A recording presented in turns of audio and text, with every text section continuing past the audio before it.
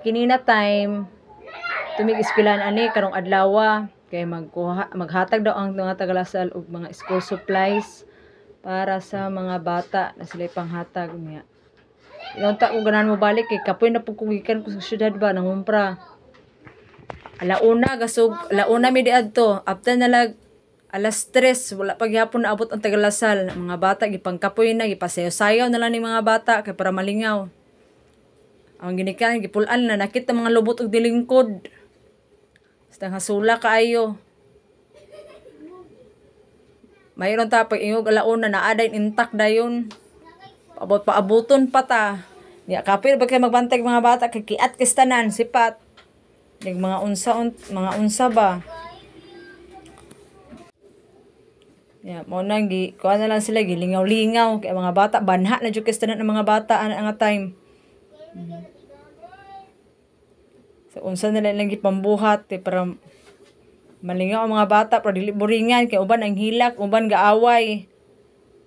Ang istra gikapoy na pug istra sa sunod. Sa uksat atong final ani ha kontra nato San Antonio, Gamo, Bilya ug Kuan.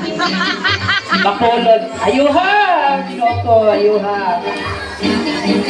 Si teammate ni bang kuan na din ka. Regional. Region din yung mga daon ako magbinuang mo.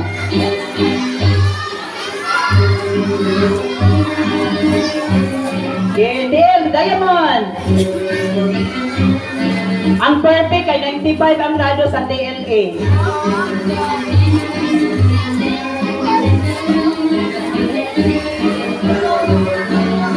Toyo and kamot kilit.